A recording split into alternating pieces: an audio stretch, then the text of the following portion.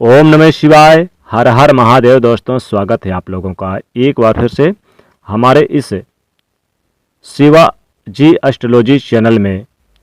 दोस्तों, सर्व सुख प्रदान करने वाली और कष्टों को दूर करने वाली आदि शक्ति माँ दुर्गा को समर्पित नवरात्रि का पावन पर्व किसी भी छोटी कन्या को खिला दें, यह एक चीज़।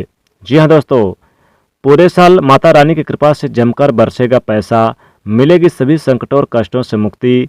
माँ की कृपा से बड़ी परेशानी तुरंत हो जाएगी समाप्त और पूरे साल जमकर आएगा पैसा। दोस्तों, अगर आप माता रानी से सच्चा प्यार करते हैं तो कमेंट में ज़रूर लिखें जय माता दी। नवरात्रि की हार्दिक शुभकामनाएं। दोस्तों, जैसा कि हम सभी जानते हैं कि नवरात्रि का पावन पर्व चल रहा है और माता रानी को समर्पित होता है आदिशक्ति दुर्गा को यह नवरात्रि का पर्व। इस दिन माता रानी पृथ्वी का भ्रमण करती हैं और जो भक्त श्रद्धा पूर्वक माँ का पूजन करते हैं, उपासना करते हैं, माँ जिन पर प्रसन्न हो जाती हैं, यानी कि अपने उन भक्तों के घर में माता रानी का वास हो जाता है। कहते हैं कि नवरात्रि में जिससे माँ की कृपा प्राप्त हो जाए उसे पूरे साल भर धन की कमी नहीं रहती। उन भक्तों के घर में माँ की कृपा से सुख समृद्धि बनी रहती है और बड़ी से बड़ी परेशानी माँ की कृपा से दूर हो जाती है। माँ अपने भक्तों के सभी कष्टों को दूर करती हैं और इसलिए भक्त माता रानी की कृपा प्राप्त करने के लिए नवरात्रि में माँ का पूजन करते हैं, व्रत करते हैं, उपवास रखते हैं और कई तरह के उपाय भी करते हैं। तरह तरह के प्रयास करके माँ को प्रसन्न करते हैं। लेकिन दोस्तों, क्या आपको पता है कि माँ की कृपा प्राप्त करने का सबसे आसान उपाय है कन्याओं का पूजन करना। नवरात्रि में महाअष्टमी और महानवमी तिथि को कन्याओं को भोजन खिलाया जाएगा। जी हाँ दोस्तों, यानी कि खिलाने की परंपरा है, उन्हें उपहार देना शुभ माना जाता है। दोस्तों, इस बार महाअष्टमी का पावन पर्व 22 अक्टूबर को है और नवमी तिथि का महापावन पर्व यानी कि महानवमी 23 अक्टूबर को है। जी हाँ दोस्तों, साल 2023 में। दोस्तों, लेकिन क्या आपको पता है कि नवरात्रि में केवल अष्टमी और नवमी ही नहीं, वैसे चाहे तो आप नवरात्रि के पूरे 9 दिनों तक कन्या का पूजन कर सकते हैं। लेकिन अगर आप अष्टमी के दिन और नवमी के दिन करते हैं तो विशेष बहुत ही शुभ माना जाता है। इससे माँ प्रसन्न होकर अपने भक्तों पर विशेष कृपा बरसाती हैं। कन्या पूजन के बिना, कन्याओं के आशीर्वाद के बिना नवरात्रि के व्रत और पूजन अधूरे ही रहते हैं, क्योंकि शास्त्रों में बताया गया कि माता रानी नवरात्रि के दिनों में कन्याओं के रूप में अपने भक्तों के घर आती हैं और उनके द्वारा लगाए हुए भोग प्रसाद को ग्रहण कर उन्हें आशीर्वाद प्रदान करती हैं। नवरात्रि के दिनों में 2 वर्ष से लेकर 10 वर्ष तक की कन्याओं को माता रानी का वास होता है। इसलिए नवरात्रि के दौरान माँ की कृपा प्राप्त करने के लिए आप किसी भी एक छोटी कन्या को यह एक चीज़ अवश्य ही खिला दें। ऐसा करने से, यानी कि दे दें, ऐसा करने से माता रानी की कृपा से बड़ी परेशानी तुरंत हो जाएगी खत्म और पूरे साल भर घर में रुपए पैसे की कमी नहीं रहेगी। माँ की कृपा से घर में खुशियाँ आएंगी। दोस्तों, कन्याओं को माता रानी का रूप मानकर भोजन कराया जाता है, इसलिए कन्या को वही चीज़ें खिला दें, भोजन कराया जाता है वही जो माता रानी को प्रिय है, जैसे कि हलवा, चने, खीर, पूड़ी इत्यादि, क्योंकि यह चीज़ें देव भोग माने जाते हैं और इन चीज़ों का भोग माँ को लगाकर ही कन्या को खिलाने का रिवाज है। दोस्तों, इन चीज़ों के अलावा एक और चीज़ है जो माँ को अत्यधिक प्रिय है।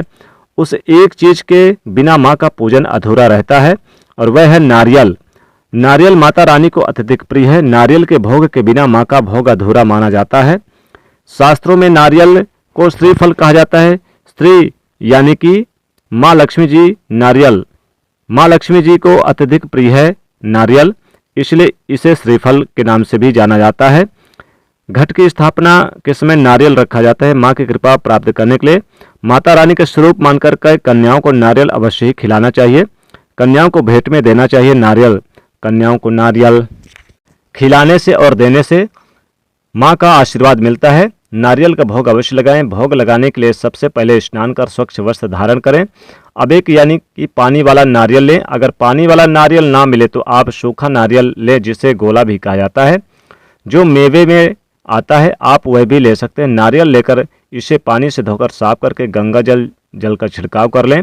अब अगर आपने घट स्थापना कर रखी है तो आप घट के सामने एक दीपक जलाकर भगवान श्री गणेश, नौ दुर्गा माँ और घट के स्थापित सभी देवी देवताओं का प्रणाम करें और फिर माता रानी के सामने एक दिया जलाएं और माँ को प्रणाम करें। माँ को कुमकुम से तिलक करें और इस नारियल को माता रानी के सामने रखकर तोड़े। फिर इस नारियल कि कुछ हिस्सों के साथ थोड़े मिश्री ले लें और माँ को भोग लगाएं, स्वयं प्रसाद के रूप में परिवार के साथ ग्रहण करें और कन्याओं को भी जरूर दे दें।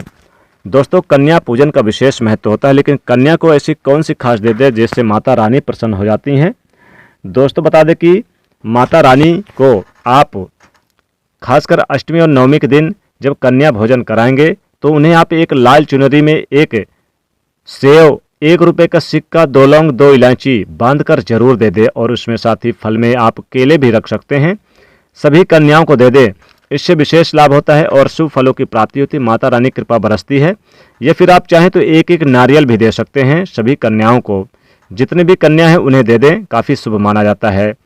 नवरात्रि के समय में आप जब यानी कि कन्याओं को पूजन करेंगे और भोजन कराएंगे तो कन्या को जाते समय आप कम से कम 2-2 लौंग तो जरूर दे दें। ऐसा करने से सुख समृद्धि की प्राप्ति होती है, घर में चारों दिशाओं से धन के आगमन होते हैं, माता रानी कृपा बरसती है। क्योंकि कन्या ही दुर्गा का स्वरूप होती है, इसलिए कन्याओं को 2 लौंग जरूर दे दें। या फिर आप थाली में जब भोजन परोसते हैं तो आप एक एक लौंग जरूर रख दें, जिससे कन्या लेकर उसे अपने घर लेकर जाएं और लास्ट में जरूर उन्हें आप दे दें, विशेष लाभ होता है। कन्याओं को इस दिन आप जो भी दें यानी कि सही साबुत दें, जैसे कि फलों में आप सेव दे सकते हैं, 1 रुपये का सिक्का जरूर दें और यथा योग्य दक्षिणा में आप उन्हें चाहे तो 21 इंचामन या फिर 100 रुपये जो भी हो, 101 रुपये जरूर दें, लेकिन 1 रुपये का सिक्का होना चाहिए। और दोस्तों, खासकर नारियल अगर दे दे कन्याओं को तो बहुत ही शुभ माना जाता है, इससे माता रानी की कृपा बरसती है और घर में सुख समृद्धि आती है। तो इस प्रकार से ये उपाय करने से लाभ जरूर होगा। दोस्तों, आशा करते हैं ये वीडियो आपको काफ़ी अच्छी लगी होगी। अच्छी लगी तो वीडियो को लाइक करें, शेयर करें, चैनल को सब्सक्राइब करें। जय माँ लक्ष्मी।